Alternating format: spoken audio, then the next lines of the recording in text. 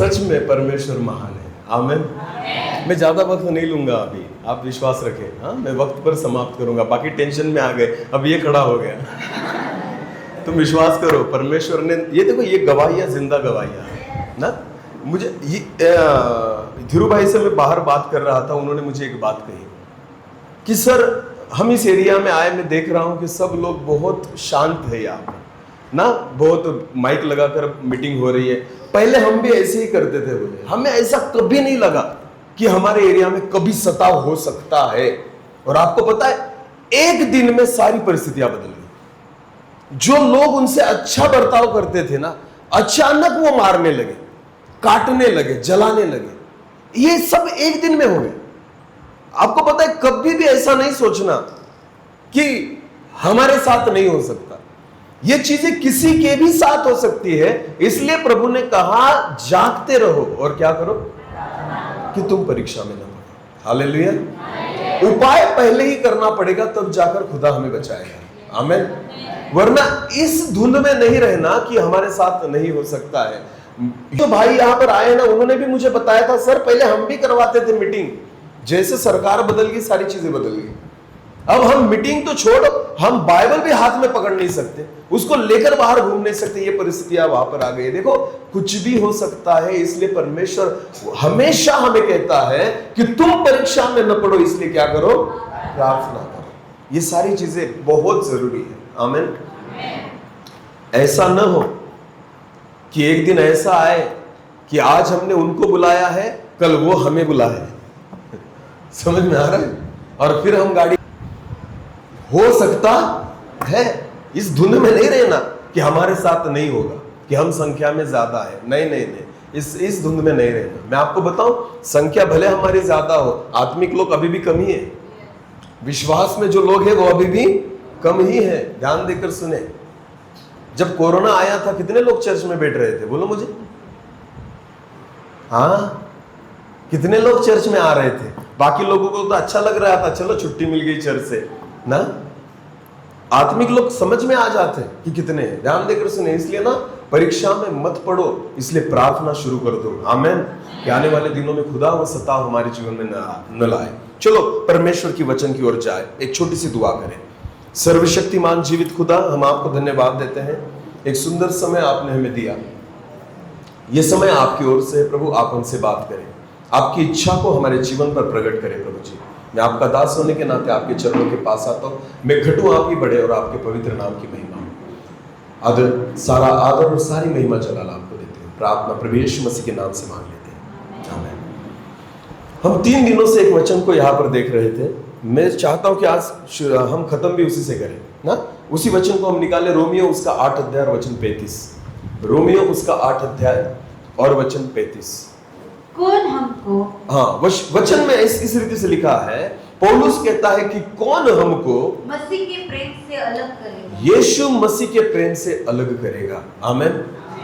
अभी ध्यान देकर सुने, मसीह का प्रेम, परमेश्वर का प्रेम। यूहन्ना रचित सुसमाचार उसका 3 अध्याय वचन 16 कहता है कि परमेश्वर ने जगत से इतना प्यार किया कि अपने एक लौते पुत्र को दे दिया, कि जो कोई उस पर ईमान लाए वो नाश न हो वरन अनंत जीवन को पाए। हालेलुया। ध्यान देकर सुने, हम जो लोग हैं ना, हम यीशु हमसे प्यार करता है, इतना प्यार किया, इतना प्यार किया। आपको पता है हम क्यों ऐसा कहते हैं कि यीशु ने हमसे इतना प्यार किया? क्योंकि हम जब देखते हैं ना कि प्रभु यीशु मसीह ने अपने आप को क्रूस पर चढ़ा दिया, घाव सहे, दुख सहा, लहू बहाया, अपनी जान को दे दिया, तो वो प्रेम जो प्रभु ने हम पर प्रकट किया है। हालेलुया। ध्यान देकर सुने। अभी मुझे एक बात बताओ, यीशु मरा, यीशु ने लहू बहाया, क्या यीशु मसीह के लिए दूसरे लोगों ने लहू नहीं बहाया? अरे बोलो ना, यीशु ने हमारे लिए क्या बहाया? लहू बहाया। ओके, तो क्या लोगों ने यीशु के लिए लहू नहीं बहाया? बहाया ना, या नहीं बहाया? पतरस ने लहू नहीं बहाया, याकूब ने नहीं बहाया, यूहन्ना ने नहीं बहाया? बहाया है ना। हर एक व्यक्ति, बहुत सारे प्रभु के दास, उन्होंने प्रभु यीशु मसीह के लिए क्या बहाया है? पर आपको पता है हमारे लहू बहाने में और यीशु के लहू बहाने में कितना बड़ा अंतर है? आज हम देखेंगे। हालेलुया। क्योंकि ना मैं भी सोचता था, प्रभु आपने लहू बहाया क्रूस पर, आपको पता है पतरस को कैसे मारा गया? पर किस पर मारा गया? क्रूस पर। किस पर मारा गया? यीशु को सीधा लटकाया था क्रूस पर, पतरस को उल्टा लटकाया था। पतरस का सिर नीचे था, पैर ऊपर थे, और उसको उल्टा क्रूस पर चढ़ाया गया। मुझे बता, ये आसान मौत है या ये आसान मौत है? बोलो ना। उल्टा लटकाना आसान मौत है या सीधा लटकाना आसान मौत है? सीधा लटकाना ना। तो पतरस की मौत यीशु मसीह से भी बदतर थी। ध्यान देकर सुने ना, उसने जो लहू बहाया, उसने जो तकलीफ सही ना, वो यीशु से भी अधिक थी, क्योंकि उसने उल्टा होकर प्रभु यीशु मसीह के लिए लहू बहाया। पर फिर भी आपको पता है, यीशु का लहू हमसे भी श्रेष्ठ है। उसका लहू बहाना और हमारा लहू बहाना, इसमें कौन सा बड़ा अंतर है आपको पता है? वो आज हम वचन से देखेंगे। चलो निकाले, इब्रानियों की पत्री निकाले, इब्रानियों की पत्री, इब्रानियों और उसका 12 अध्याय।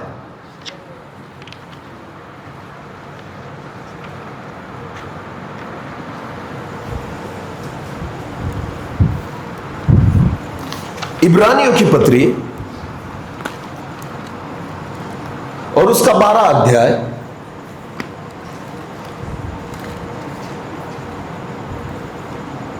और वचन 22 से लेकर आगे पढ़ेंगे। ध्यान देकर सुने अभी।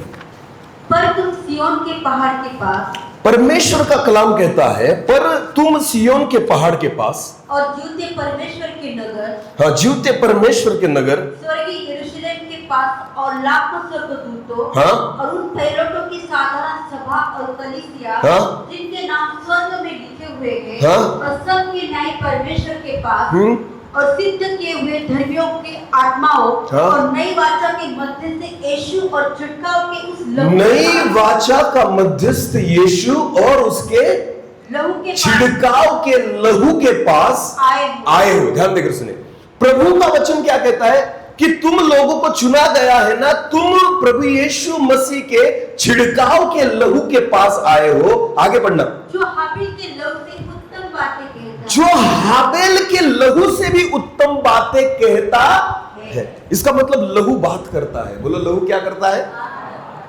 आपको पता है, हर व्यक्ति जिसने यीशु के लिए लहू बहाया, उसका लहू बात करता। यीशु ने हमारे लिए लहू बहाया, उसका लहू बात करता है।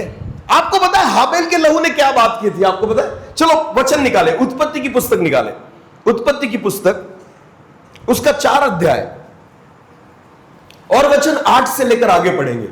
उत्पत्ति की पुस्तक उसका 4 अध्याय वचन 8 से लेकर आगे। तब कैन ने अपने भाई हाबिल से कुछ कहा, हाँ, तब कैन और हाबिल में कुछ तकरार हुई और उन्होंने कुछ कहा। और जब वे मैदान में थे, तब कैन ने अपने भाई हाबिल पर चढ़कर उसे घात किया। बाइबल कहती है कि कैन ने अपने भाई हाबिल पर चढ़कर उसका घात किया, उसे मार दिया। हाँ? यहोवा ने कैन से पूछा, जब हाबिल मर गया तब परमेश्वर यहोवा ने कैन से पूछा, तेरा भाई हाबिल कहाँ कि है? तेरा भाई हाबिल कहाँ है? हाँ, उसने कहा, मालूम नहीं। तो कैन ने कहा, मुझे मालूम नहीं। पर आगे क्या लिखा है? क्या मैं अपने भाई का रखवाला हूँ? हाँ? उसने कहा, तूने क्या किया? परमेश्वर ने कैन से कहा, तूने ये क्या किया? तेरे भाई का लहू, तेरे भाई का लहू भूमि से मेरी ओर चिल्ला, भूमि से मेरी ओर चिल्लाकर कह रहा है। मुझे एक बात बताओ, मुझे एक बात बताओ, हाबिल का लहू क्या चिल्लाता होगा? कि काइन को क्षमा कर दे, कैन को माफ कर दे? कैसी चिल्लाहट थी हाबिल के लहू की? बताओ मुझे। हाबिल, बाइबल क्या कहती है? परमेश्वर कहता है कैन से कि तेरे भाई का लहू चिल्ला रहा है भूमि से। हालेलुया। क्या चिल्ला रहा है? कि हे प्रभु, मेरे भाई ने मुझे मार दिया, तू इसका बदला ले। ध्यान देकर सुने, मनुष्य जब मरता है ना, कोई उसका लहू बहाता है ना, उसका लहू खुदा से चिल्लाकर कहता है, हे प्रभु, मेरे लहू का बदला ले। बाइबल में लिखा है, प्रेरित प्रकाशित वाक्य की किताब में ऐसे लिखा है कि वेदी के नीचे कुछ आत्माएं हैं जो परमेश्वर से चिल्लाकर कहती है, हे प्रभु, जिन्होंने हमारे लहू को बहाया, उसका बदला तू कब लेगा? उनको तू कब मारेगा? ध्यान देकर सुने, मनुष्य का लहू क्या चिल्लाता है? बदला लेने के बारे में। बोलो क्या चिल्लाता है? पर यीशु का लहू चिल्लाता है क्षमा करने के बारे में। हालेलुया। हाबेल का लहू कह रहा था मेरे भाई को मार डाल, और यीशु का लहू कहता है मेरे भाई को बचा ले। हालेलुया। इसीलिए हमारा लहू बहने से कोई फायदा है भी नहीं, क्योंकि हमारा लहू बदला मांगता है और यीशु का लहू क्षमा करता है। हालेलुया। ये मसीह का प्यार है। आमीन। हाबेल का लहू चिल्ला चिल्ला कर कहता है किसके बारे में? अपने। मारा किसने है उसे? केन कौन था उसका? तो हाबेल का लहू अपने भाई को क्या करवाना चाहता है? मारना चाहता है, सजा दिलाना चाहता है, उसका बदला लेना चाहता है। एक भाई अपने भाई का बदला लेना चाहता है क्योंकि उसने मारा है। पर आपको पता है मेरा प्रभु ऐसा है ना कि जिसने लहू तो बहाया, पर उसका लहू आज भी परमेश्वर से पुकार पुकार कर कहता है हे पिता इन्हें क्षमा कर, क्योंकि ये नहीं जानते ये क्या करते हैं। हालेलुया। मेरे प्रभु का लहू, मेरे मसीह का लहू आज भी क्षमा करने के लिए चिल्लाता है। जिन्होंने मारा उनकी क्षमा कर दे, जिन्होंने घात किया उनकी क्षमा कर दे, क्योंकि हे पिता ये नहीं जानते कि ये क्या करते। ये अंतर है यीशु के लहू में और तुम्हारे और मेरे लहू में। क्योंकि बाइबल में लिखा है प्रकाशित वाक्य में, जितने रक्त साक्षी हुए हैं, जितने शहीद हुए हैं यीशु मसीह के लिए, उनकी आत्माओं को वेदी के नीचे रखा गया है। बोलो किसके नीचे रखा गया है? और वो चिल्लाती है। वो क्या करती है? कि हमारे लहू का बदला तू कब लेगा? पर एक ही लहू ऐसा चिल्लाता है कि हे प्रभु मैंने लहू इसलिए बहाया कि ये व्यक्ति बच जाए, प्रभु इन्हें क्षमा कर, क्योंकि ये नहीं जानते कि ये क्या। इसलिए वचन कहता है कि यीशु का लहू हाबेल के लहू से अधिक उत्तम बात करता है। आमीन। हालेलुया। यीशु का लहू क्षमा करना चाहता। आपको पता है जब हाबेल का लहू चिल्ला रहा था परमेश्वर के पास, और वो कहता है भूमि से तेरे भाई का लहू चिल्ला रहा है, उस वचन को फिर एक बार पढ़ना। हाँ, उसने कहा तूने क्या किया है? उसने कहा तूने ये क्या किया? तेरे भाई का लहू भूमि से मेरी ओर चिल्लाकर मेरी दुहाई दे रहा है। मेरी दुहाई दे रहा है। इसलिए भूमि जिसने तेरे भाई का लहू तेरे हाथ से पीने के लिए अपना मुंह खोला, हाँ, उसकी ओर से तू शापित है। मुझे एक बात बताओ, हाबेल का लहू बहा, किसका लहू बहा? पर हाबेल के लहू ने उसके भाई को क्या कर दिया? क्या कर दिया? और यीशु के लहू ने हमें क्या कर दिया? आशीषित। हालेलुया। मनुष्य का लहू दूसरे को क्या कर देता है, पर प्रभु का लहू हमें क्या कर देता है? आजाद कर देता है। आमीन। हमें आशीषित कर देता है। आपको पता है ये बहुत बड़ा अंतर है यीशु के लहू बहाने में और हमारे लहू बहाने में। पतरस मरा ना, पर उसका लहू भी चिल्ला रहा है प्रभु इसने मारा। याकूब मरा ना, उसका लहू भी चिल्ला रहा है प्रभु इसने मुझे मारा। कंदबल में लोग मरे ना, उनका लहू चिल्ला रहा है प्रभु इन्होंने मुझे मारा। ध्यान देकर सुने, जितने लोग आज तक शहीद हुए हैं ना, उन सभी का लहू एक ही चिल्लाता है प्रभु बदला ले, प्रभु बदला ले। केवल एक लहू है जो आज तक चिल्लाता है इन्हें क्षमा कर दे, इन्हें क्षमा कर दे, इन्हें क्षमा कर दे। ये मेरे मसीह का प्यार है। आमीन। ये मेरे मसीह का प्रेम है। इससे तुम्हें कौन अलग करेगा? आमीन। इससे तुम्हें कौन अलग करेगा? सोचो, ऐसा प्यार कोई नहीं करता। हालेलुया। वरना लहू तो अलग ही चिल्ला रहा है कि इसको मार दे। एक भाई के लहू ने अपने भाई को शापित कर दिया। बोलो क्या कर दिया? पर यीशु ऐसा मेरा प्रभु है जिसके लहू ने हम शापित नहीं होते, हम आशीषित बन जाते हैं। आमीन। हालेलुया। लहू बहाने वाले भी कौन है? हम। बोलो कौन है? फिर भी आशीषित कौन हो रहे हैं? अरे वाह। उसको उसको उसको तकलीफ देने वाले भी कौन है? हम। फिर भी दुआएं किसको दे रहा है? हमें। उसको बांधने वाले भी कौन है? फिर भी आजाद किसको कर रहा है? हमें। हालेलुया। अरे हम ही तो थे जिन्होंने उसको बांधा था, हम ही तो थे जिन्होंने उसको कील मारी थी, अरे हम ही तो थे जिन्होंने उसको जकड़ लिया था, पर वो है जिसने हमें आजाद कर दिया। हालेलुया। ये है मसीह का प्रेम। और वचन कहता है कौन तुम्हें इस प्रेम से अलग करेगा? हालेलुया। सोचो ना कितना महान है मेरा प्रभु। आमीन। और इसलिए वचन में लिखा है ना कि प्रभु यीशु मसीह का लहू हाबेल के लहू से अच्छी बातें करता है। आमीन। तो मैं भी पूरा लहू बहा दूं ना प्रभु यीशु मसीह के लिए, कुछ बड़ी बात नहीं, क्योंकि मेरा लहू वही चिल्लाएगा, प्रभु जिसने मारा ना उसका हिसाब ले। ध्यान देकर सुने, इसलिए हमारे लहू में वो ताकत नहीं है। ताकत केवल किसके लहू में है? यीशु के लहू में, कि जो बदला नहीं लेता क्षमा कर देता है, जो बदला नहीं लेता आशीष कर देता है, जो श्राप नहीं देता आजाद कर देता है। आमेन, हालेलुया। ये बहुत बड़ा अंतर प्रभु यीशु मसीह के लहू में और हमारे लहू में है। आमेन, हालेलुया। तो सोचना, इतना प्रेम करने वाला मसीह, इतना प्रेम करने वाला प्रभु हम सभी को मिला है, तो कौन हमें उसके प्रेम से अलग कर पाएगा? हालेलुया। सताव, क्लेश, संकट, ये चीजें हमें बिल्कुल प्रभु यीशु मसीह के प्रेम से अलग नहीं कर पाएगी। ध्यान देकर सुने, पतरस ने भी 3 बार उसको इनकार कर दिया यीशु मसीह से, फिर भी प्रभु के प्रेम से उसको वो चीज अलग नहीं कर पाए। होता है, डरते हैं लोग, बहुत बार डर की वजह से हम अविश्वास भी जाहिर कर देते हैं, पर फिर भी ना प्रभु हमसे क्या करता है? प्रेम रखता है। उसको पता है ये नहीं समझते, उसको पता है ये नहीं जानते, उसको पता है ये कमजोर है, उसको पता है इनमें कमतरताएं हैं। आपको पता है पतरस कितनी बार गलती करता था, फिर भी प्रभु उससे क्या करता था? प्रेम करता था। हालेलुया।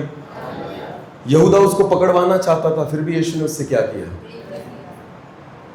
चेलों ने एक बार पूछा, हे प्रभु कौन है रे जो तुझे पकड़वाएगा ना?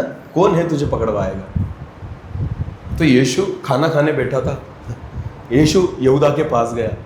पहले यीशु ने कहा, जिसको मैं क्या खिलाऊं? निवाला खिलाऊं, वही होगा जो मुझे क्या करेगा? पकड़वाएगा। तो यीशु ने ना उनके सामने खिलाया, पर मैं विश्वास करता हूं उसकी अकेले को नहीं खिलाया होगा प्रभु ने। वो प्रभु की आदत थी, हर एक व्यक्ति को क्या करे? खिलाए। बोलो क्या करे? आपको पता है यहूदा ने क्या किया था? क्या चिन्ह दिया था? कि जिसको मैं पकड़वाऊंगा, जिसका मैं क्या लूंगा? चुंबन। बोलो क्या लूंगा? जिसको मैं चूमूंगा ना, समझ लेना वो वही है। समझ में आ रहा है? आपको पता है यहूदा पकड़वाना तो चाहता था, पर उसने चिन्ह क्या दिया? कि जिसको मैं चूमूंगा वो कौन है? यीशु। बोलो वो कौन है? कितनी गहराई और कितनी ना नजदीकी थी उनमें। देखो ध्यान देकर सुनिए, हम किसी को भी नहीं चूमते, हम कभी किसी को भी नहीं चूमते। चूमने के लिए रिश्ता होना जरूरी है, चूमने के लिए एक नाता होना जरूरी है, चूमने के लिए नजदीकियां होना जरूरी है। एक दोस्त को नहीं चूमता, आजकल भाई भाई को नहीं चूमता, बहन बहन को नहीं चूमती। ध्यान देकर सुने, आजकल चूमना एकदम नहीं मिलता, दिखने ही नहीं मिलता। ध्यान देकर सुने, मैं जब छोटा था ना, हमारे कुछ रिश्तेदारों से मिलने जाते थे हम, दुलिया, नासिक वगैरह, इधर उधर जो हमारे रिश्तेदार हैं। आपको पता है, मुझे अभी भी याद है, जब कभी हम जाते थे ना, वो ना मिलते नहीं थे, वो चूमते थे। बोलो क्या करते थे? आज तो मुंह की ओर भी नहीं देखते एक दूसरे की, कहां से आ गया ना? अरे हाया नहीं। पुराने लोग देखना, तुम पुराने लोग अगर आप में भी होंगे ना, पुराने यानी उम्र जिनकी ज्यादा है, आज भी बेटे बेटियां उनको मिलने आती है ना, तो नजदीक बुलाते हैं ना, और क्या करेंगे? अरे बोलो क्या करेंगे? चूमेंगे। और आज भाई बहनों को देखना, भाई आ गया, बहन आ गई, कहां से आ गई ना? चूमना तो दूर की बात है। देखो ध्यान देकर सुने, यीशु मसीह के 12 चेलों के साथ रिश्ता क्या है? इतने प्रेम का रिश्ता। आमीन। इतना प्यार का रिश्ता कि पकड़ने वाला भी ना उसको क्या करना चाहता है? उस पर पैसे कमाने वाला भी उसको क्या करना चाहता है? अरे उसको मरवाने वाला भी क्या करना चाहता है? ये तो मेरा प्रभु है। हालेलुया। मारने वाला भी चूमकर मारना चाहता है, फंसाने वाला भी चूमकर फंसाना चाहता है। इतना प्यारा मेरा प्रभु है। हालेलुया। बोलो यीशु मसीह की। पुलिस पकड़ने आ गई तो चूमती है। अरे बोलो, कोई सताव करने आता है तो चूमता है, पर आपको पता है यीशु को पकड़ने आए तो क्या किया? अरे बोलो क्या किया? क्योंकि था ही इतना प्यारा मेरा प्रभु। हालेलुया। बोलो यीशु मसीह की। कितना सुंदर ना, कितना प्यारा, इतना प्रेम करने वाला कि यहूदा को भी लगा आखिरी बार ना पकड़ते पकड़ते क्या कर लेता हूं, बेचते बेचते क्या कर देता हूं। बहुत बार ना लोग यीशु को छोड़ देते हैं, पर कैसे छोड़ते हैं? चूम के। बोलो कैसे छोड़ते हैं? प्रभु मेरा फायदा है ना। देखो बच्चे अगर माँ बाप से कुछ मांगना चाहते हैं ना, मम्मी से कुछ अगर उनको निकालना है ना, तो वो क्या करेंगे? मम्मी के पास आएंगे और मम्मी को चूमेंगे ना। समझ लेना, दाल में कुछ काला है, दाल में कुछ काला है। ये कुछ मनवाना चाहते हैं, इनको कुछ चाहिए। आप तक नहीं चूमा ना, 2 दिन हो गए, 3 दिन हो गए, नहीं चुमा, इसको कुछ चाहिए, 10 रुपए की नोट चाहिए, चॉकलेट चाहिए उसको, इसलिए आकर क्या कर रहा है? चूम रहा है। बहुत बार हमारे चूमने में भी है ना अपना फायदा होता है। बोलो क्या होता है? यहूदा के चूमने में उसका फायदा था, क्योंकि 30 रुपए मिलने वाले थे। अरे हाँ ना, बेचा कितने में था और कैसे बेचा था? जिसको मैं चूमूं वो कौन होगा? तो चूमने के कितने लिए? आजकल भी बहुत सारे सेवक चूम चूम के पैसा कमा रहे हैं। सच बोल रहा हूं मैं, आजकल बहुत सारे सेवक यीशु को चूम चूम के क्या कमा रहे हैं? पैसा, अपना फायदा निकाल रहे हैं। आपको पता है लोग बेच रहे 25,000 में, हाथ रखने का 25,000। यीशु को चूम के आते, प्रभु बेच दिया तुझे 25 में ना, बेच दिया। आज ऐसे बेचने वाले बहुत सारे हैं। 10 रुपए की तेल की बोतल 100 में बेच रहे हैं चूम के। बोलो कैसे? चूम के। ये सारे यहूदा के लाइन में खड़े होंगे एक दिन। सच बोल रहा हूं मैं। Hallelujah, hallelujah. अरे तुमसे अच्छा तो वो पतरस है, कम से कम डर के मारे कहता है मैं नहीं पहचानता, मैं नहीं पहचानता, मैं नहीं पहचानता। पर जब उसको पछतावा हुआ रोने लग गया पतरस। हालेलुया। पर चूमने के बाद भी इसको कुछ नहीं लगा, पैसे लेने के बाद भी इसको कुछ नहीं लगा। आपको पता है आज ऐसे बहुत सारे सेवक हैं जो प्रभु यीशु मसीह के प्रेम का फायदा गलत रीति से उठा रहे हैं।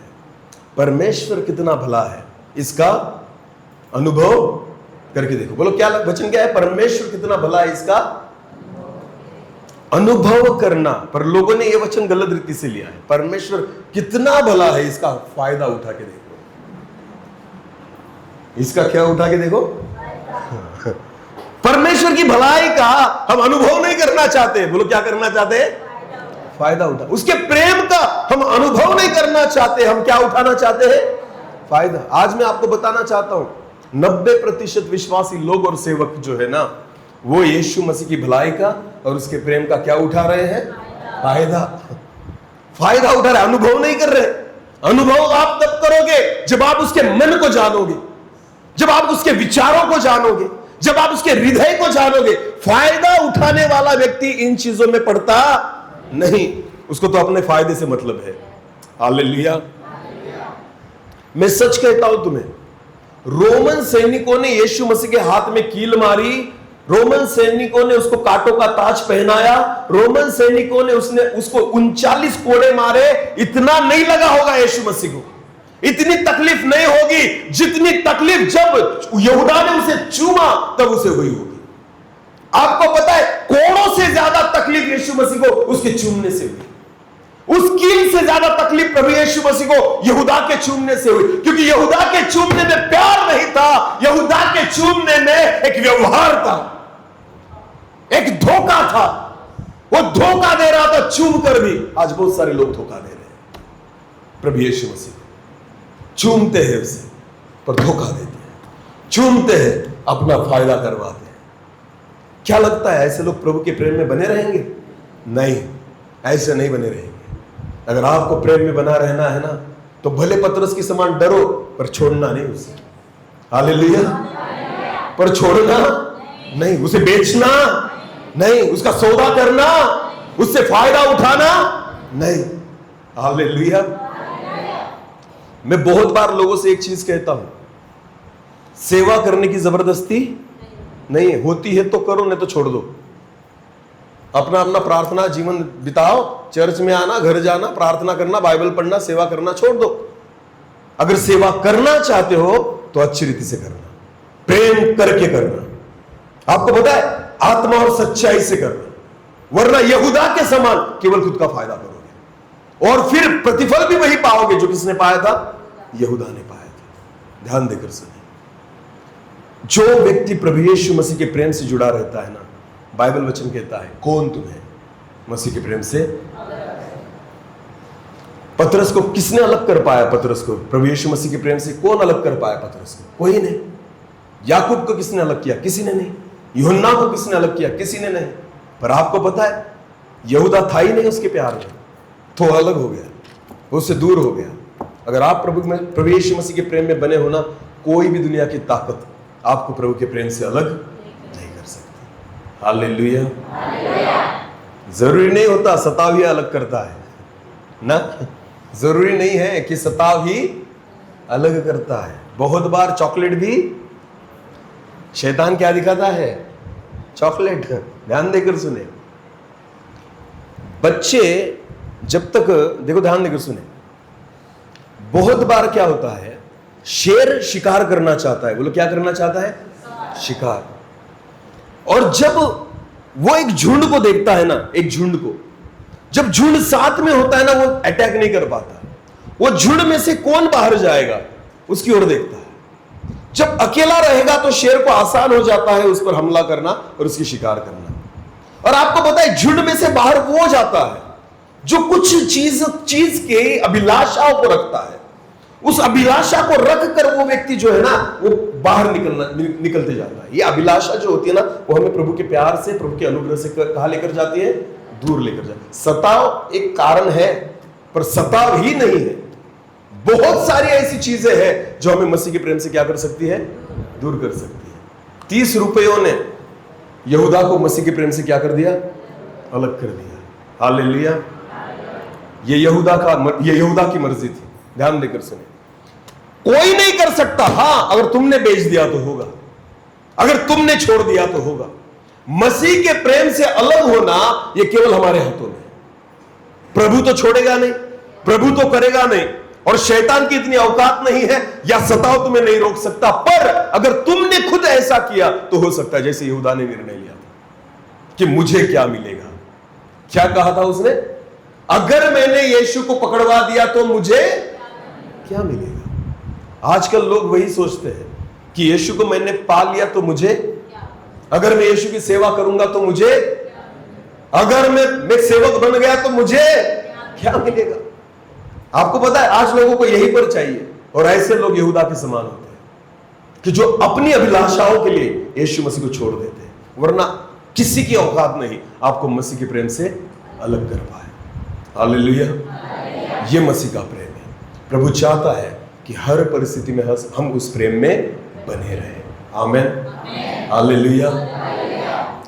अगर उस प्रेम में हम बने रहेंगे, मैं आपको विश्वास के साथ कहता हूं, सताव, समस्याएं, दुख, चिंताएं, निराशाएं, कोई भी चीज, बाइबल कहती है, तुम्हें मसीह के प्रेम से अलग नहीं कर सकती। आखिरी बार हम उस वचन को पढ़ लेंगे, रोमियो 8:35 और 35 से भी थोड़ा आगे पढ़ेंगे। हाँ, कौन हमको मसीह के प्रेम से अलग करेगा? कौन हमको मसीह के प्रेम से अलग करेगा? क्या क्लेश, या संकट, या उपद्रव, या अकाल, या उपद्रव, या अकाल, या नंगाई, या जोखिम, या नंगाई, या जोखिम, या या तलवार, जैसा लिखा है, हाँ, तेरे लिए हम दिन भर घात किए जाते हैं। कोई नहीं, कोई चीज नहीं, कोई परिस्थिति नहीं, कोई संकट नहीं, कोई समस्या नहीं, कोई क्लेश नहीं, कोई सताव नहीं, कोई हमें प्रभु के प्रेम से अलग नहीं कर सकता। इन सारी चीजों में से प्रेरित जा रहे थे, विश्वासी जा रहे थे, सेवक जा रहे थे, पर उनका विश्वास कम नहीं हुआ, वो बने रहे, क्योंकि प्रभु का प्रेम उन पर वैसे ही बना हुआ था। हालेलुया। उल्टा ज्यादा बढ़ेगा। आमीन। उल्टा ज्यादा बढ़ेगा, कम होने वाला नहीं। जो सताव में है उन पर अनुग्रह और भी ज्यादा है। हालेलुया। उस प्रेम में बने रहो, कोई नहीं है जो तुम्हें उस प्रेम से अलग करेगा। हालेलुया। आज मैं ज़्यादा बढ़ना नहीं चाहता, आज रात को मुझे और थोड़ा सा दूर जाना है घर जाने के बाद, इसलिए मैं यहीं पर रुकने वाला हूँ।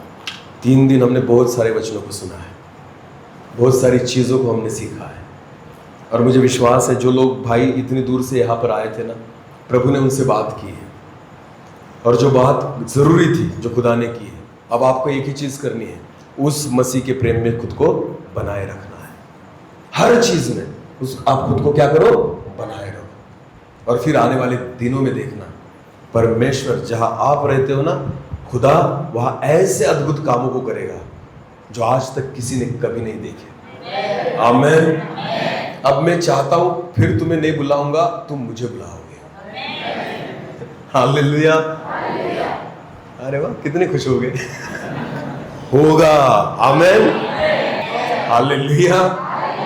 आने वाले दिनों में देखना, बस तुम उसके प्रेम में बने रहना। शैतान चाहेगा तुम्हें खींचना, शैतान चाहेगा तुम्हें सताना, पर आपको पता है इस सताव में भी खुद के विश्वास को बनाए रखो, इस सताव में भी अपने आप को डटे रहना। मैं आपको बताना चाहता हूं, बस आने वाले दिनों में खुदा जल्द ही बड़े दरवाजों को खोलने वाला है। आमेन।